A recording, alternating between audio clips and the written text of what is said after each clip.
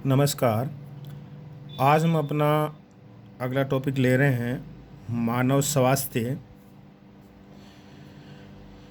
मानव स्वास्थ्य में इससे रिलेटेड जो मुख्य बिंदु लेंगे आज, वो जल लेंगे। चिर परिचित हैं, अच्छी तरह से हम सब जानते हैं जल। दैनिक जीवन में निरंतर इसका प्रयोग करते हैं। जल के बिना जीवन संभव नहीं है। तो जो जल है उसको जो फॉर्मूला होता है वो H2O होता है। जल का फॉर्मूला होता है। जल जो है इसके बारे में अध्ययन करेंगे। तो इसका अध्ययन में हम क्या क्या बिंदु लेंगे विशेष ये मायने रखता है। तो हम जानकारी सबको है, लेकिन जब बात लिखने की आती है तो वहाँ कुछ थोड़ी समस्याएं आ जाती हैं। परीक्षा में पढ़ना ज़रूरी है, इसलिए इसको एक बार आप इजीली इस वीडियो को देख लेना आसानी से, तो आपको सारी चीज़ें याद हो जाएगी। नहीं तो इसको आपको बिल्कुल भी रटना नहीं पड़ेगा, बार बार नहीं पढ़ना पड़ेगा। तो जो मेन चीज़ें हैं हम क्या देखेंगे, मेन चीज़ हम देखेंगे कि जो हम पीने के लिए जल काम लेते हैं, पीने योग्य जो जल होता है वो कैसा होना चाहिए। पहली बात हम देखेंगे ये कि पीने योग्य जल है वो कैसा है। दूसरा, जल में कह सकते हैं उसकी जो प्रॉपर्टी है वो साथ में आएगी कि मतलब क्या क्या इसमें पदार्थ होने चाहिए, क्या नहीं होने चाहिए, है ना। हम कह सकते हैं दोनों चीज़ एक ही चीज़ है। जल की आवश्यकता क्यों है शरीर में, ऐसा क्या है बॉडी में, ये क्या काम करता है कि हमारे शरीर में इसकी आवश्यकता पड़ती है। अगर हम जल समय पर हमें जल नहीं मिलता है तो हमें कौन कौन से लक्षण हमारी बॉडी में क्रिएट हो जाते हैं, है ना, हमें क्या फील होता है। और इसके सेवन से हो सकता है कोई दुष्प्रभाव भी हो। हम ऐसा जल उपयोग कर लें तो इससे हमारी बॉडी में दुष्प्रभाव यानी अनेक प्रकार के रोग उत्पन्न हो सकते हैं। रोगों के जो प्रकार हैं वो आपके भिन्न भिन्न हो सकते हैं। वायरस से भी हो सकता है, बैक्टीरिया से भी हो सकता है, प्रोटोजोआ से भी हो सकता है, कृमि रोग भी हो सकता है। मतलब जल में जो घटन होंगे जीव, जो मान लो वायरस हैं, बैक्टीरिया, तो उसी प्रकार का रोग होगा। हम ये इन्हीं बिंदुओं पर स्टेप बाय स्टेप अध्ययन करते हैं। जल है H2O। जल है क्या है H2O। जल हमने देखा है इसकी ये पदार्थ अवस्थाएं तीनों होती है जल की। ये जल ठोस में भी हो सकता है, जल ये द्रव भी होता है, और जल गैस भी हो सकता है। अगर हम फ्रिज में रखें तो बर्फ़ जम जाती है तो उसको ठोस कहते हैं। हम पीने में जो काम लेते हैं वो लिक्विड अवस्था में है। अगर हम गैस पर इसको चढ़ा देते हैं तो उसकी क्या बन जाती है, गैस या वाष्प बन जाती है। तो ये एक प्रकार से विशिष्ट पदार्थ कह सकते हैं जल।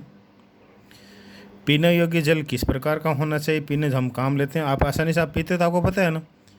हम जब पानी पीते हैं, लोटे में एक गिलास लेके पीते हैं, तो हम क्या चाहते हैं कि कैसा पानी हो। क्या गंदा होगा तो क्या आप पियोगे? क्या उसमें आपको रेत कण दिखेंगे तो क्या आप पियोगे? या आपको उसमें सूक्ष्म जीव दिखेंगे तो क्या आप पियोगे? मतलब ये आप कभी भी नहीं चाहोगे कि ऐसा हम पानी पिए। तो कैसा होना चाहिए पानी? पानी स्वच्छ होना चाहिए, एकदम साफ़ होना चाहिए। पीने वाला पानी कैसा होना चाहिए? स्वच्छ होना चाहिए पहला। दूसरा, कोई किसी प्रकार की इसमें गंध नहीं आए, गंधहीन होना चाहिए पानी। गंध आएगी तो नहीं पी पाओगे। कोई भी इसमें कह सकते हैं कि घास फूस कह सकते हैं, तो हम इसको वैज्ञानिक भाषा में कह सकते हैं इसमें वनस्पति नहीं होनी चाहिए। इसमें वनस्पति भी किसी प्रकार की नहीं होनी चाहिए, कोई घास फूस या कोई ऐसे पदार्थ नहीं होने चाहिए।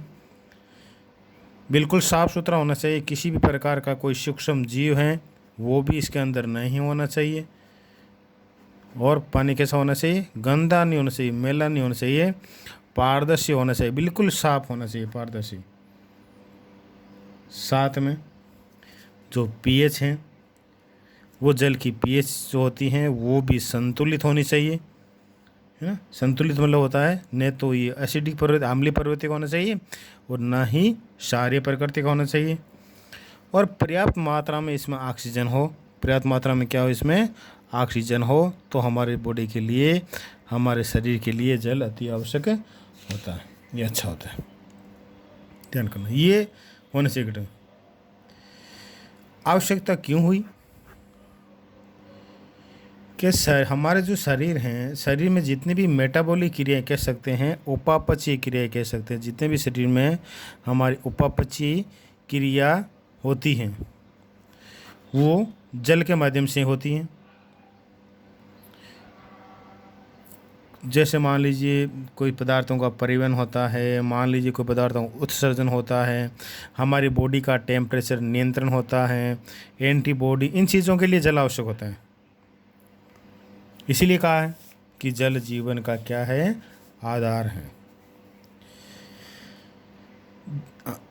तो इन क्रियाओं के लिए तापमान नियंत्रण है, एंटीबॉडी, इन क्रियाओं के लिए हमें क्या करना, नियमित मात्रा में जल आवश्यक। अब कितना जल, लगभग कितना, कम से कम कितनी जल की हमें दिन में लगभग मिनिमम कम से कम हमें 8 या 10, सामान्य जीवन के लिए 8 या 10 गिलास का सेवन करना चाहिए जल, इतना जल तो होना चाहिए।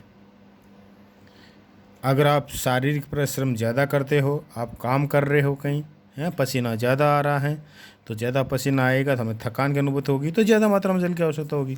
तो हम कह सकते हैं जिस समय हम शारीरिक श्रम करते हैं, क्या करते हैं, शारीरिक श्रम करते हैं, तो उस समय जल की मात्रा क्या होती है, बढ़ जाती है। जल क्या होती है, मात्रा क्या होती है, उस समय जल ज़्यादा सेवन करना चाहिए। ऐसा नहीं है 8 या 10 गिलास बता दे, हम कोई भी काम करें 8 या 10 गिलास ही पीना है, सब आगे तो पीना नहीं है।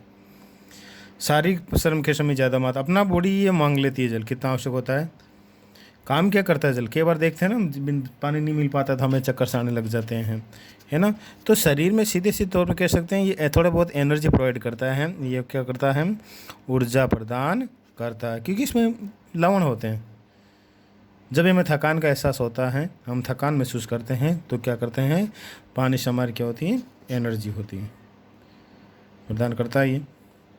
साथ में अब जल क्या करता है, हम सेवन करते हैं तो किस माध्यम से बाहर निकलता है, मल मूत्र के माध्यम से निकल सकता है, पसीने के माध्यम से निकल सकता है। तो इनमें क्या होते हैं, लवण होते हैं, क्या होते हैं, लवण होते हैं। तो लवणों के साथ क्या होते हैं, जहरीले पदार्थ भी होते हैं जो हमारी बॉडी में बनते हैं, जो मूत्र या पसीने के माध्यम से क्या होते हैं, बाहर निकलते हैं। तो जल क्या करता है, जहरीले पदार्थों को बाहर निकालने का कार्य भी करता है। साथ में क्या काम करता है, शरीर में रोग प्रतिरोध क्षमता का क्या करता है, रोग प्रतिरोध क्षमता का विकास करता है या रोग प्रतिरोध क्षमता को बढ़ाता है। साथ में पसीना जब बाहर निकलता है, यदि श्रम करते हैं तो किसकी है, चर्बी जो होती है हमारी, उस चर्बी, हमारी जो फैट होती है शरीर में, चर्बी को ये जमा नहीं होने देता है, ये भी जल काम करता है। किसी प्रकार की अगर एलर्जी है मान लीजिए बॉडी में, एंटीबॉडी विकसित कर रहा है ना रोग प्रतिरोध क्षमता का, तो जल जो सीधे तौर पे एलर्जी है उसकी आशंका को कम करता है, उसकी आशंका क्या करता है, कम करता है। तो ये मतलब आप जल हैं, जल मतलब कह सकते हैं ये दुष्प्रभाव नहीं है। हमने जल की क्या पढ़ी है, आवश्यकता, जल की क्या पढ़ी हमने, आवश्यकता पढ़ी है। तो ये इस प्रकार से जल हमारे शरीर के लिए क्या है, उपयोगी, ये जो यह जल उपयोगी है, ध्यान करना। परीक्षा में कराता है तो इस प्रकार से लिखना है। साथ में और भी हैं, जैसे मान लीजिए कि बता दें कि इसी में लेता हूँ कंटिन्यू नीचे। साथ में और क्या है, जो हमारे लंग्स होते हैं उन फेफड़ों में संक्रमण को कम करता है। फेफड़ों का संक्रमण होता है वो जल के माध्यम से क्या होता है, कम होता है। फेफड़ों का जो संक्रमण होता है वो कम करता है। हमारे शरीर में किसी न किसी के मतलब ये पथरी का शिकायत होने लग जाती है, तो जल की जो मात्रा होती है उस पथरी को कंट्रोल करती है। पथरी होने का खतरा, अगर जल उचित मात्रा में सेवन करोगे तो पथरी होने का खतरा जो होता है वो कम से कम होता है ना, कम से कम होता है। ज़्यादा जल की जितना मात्रा आवश्यक हो उतना जल पीना चाहिए, उससे पथरी होने की संभावना कम से कम होती है। तो ये मतलब मुख्य रूप से इतनी आवश्यकताएँ हैं, हम कह सकते हैं मोटे तौर पर ये हमारी आवश्यकता है। ठीक है, अगला हम देखेंगे दुष्प्रभाव कि क्या दुष्प्रभाव है इनके, क्या क्या इनसे मतलब रोग, दुष्प्रभाव मतलब होता है रोग, दुष्प्रभाव मतलब क्या होता है, रोग होता है, क्या क्या रोग हो सकते हैं जल से। ठीक है, ये दुष्प्रभाव होता है। तो रोग मैंने अभी थोड़ी देर पहले कहा है कि रोग हो सकता है कि विषाणु द्वारा हो, ठीक है। जल में विषाणु हो, कोई वायरस हो तो उससे भी रोग हो सकता है कि जल में क्या हो, जीवाणु हो तो जीवाणुजन्य रोग हो जाएगा। हो सकता है कि जल में क्या हो, प्रोटोजोआ हो तो वो प्रोटोजोआजन्य रोग हो जाएगा। हो सकता है जल में कोई कृमि हो तो वो कृमि रूपी रोग हो जाएगा। ये जल में इतने प्रकार के मतलब जल के माध्यम से हमें रोग हो सकते हैं। विषाणु से कौन सा रोग होता है? विषाणु से आपके जो रोग होते हैं जल के माध्यम से, जो पोलियो हैं या पीलिया हैं, ये होते हैं। पोलियो या कह सकते हैं, ये अलग अलग या नहीं कह सकते, ये दोनों अलग अलग हैं। ये पीलिया, ये विषाणु रोग हैं जो जल के माध्यम से फैलते हैं।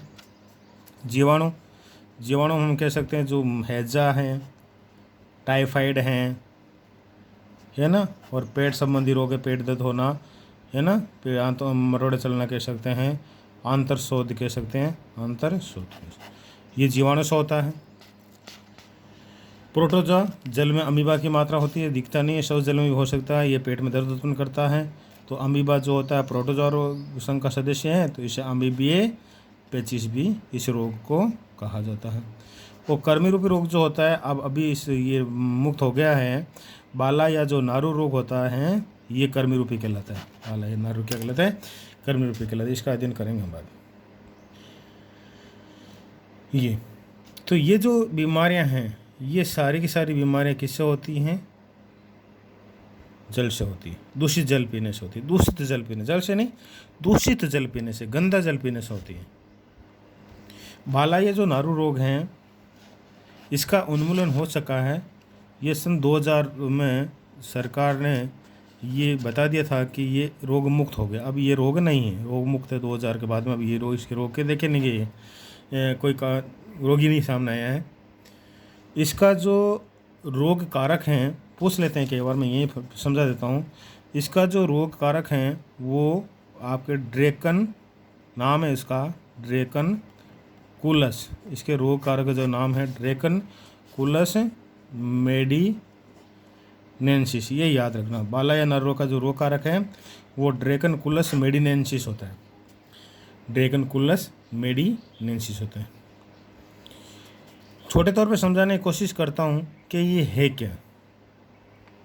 पानी में ये कृमि होते हैं। मादा जो कृमि होता है, मादा कृमि, ये अपने अंडे देती हैं। कहाँ देती हैं? पानी में देती हैं। और पानी का जब हम उपयोग करते हैं, जिसके कारण ये रोग क्या होता है? फैल जाता है। हमारे शरीर में क्या होता है? कृमि का विकास होता है और त्वचा के माध्यम से ही क्या करता है? कृमि क्या करता है? बाहर निकलता है। इसे बाला या नारू रोग कहा जाता है। तो जो आज हमने अध्ययन किया है वो विशेष रूप से जल के बारे में अध्ययन किया। हम पीते हैं, लेकिन कुछ आपको जानकारी में थी, कुछ मैंने और बताई हैं। तो इस वीडियो को थोड़ा आप बार बार देखना तो अच्छी तरह से हो जाएंगे। कई बार बोर्ड एग्ज़ाम में ये क्वेश्चन बन जाता है। धन्यवाद।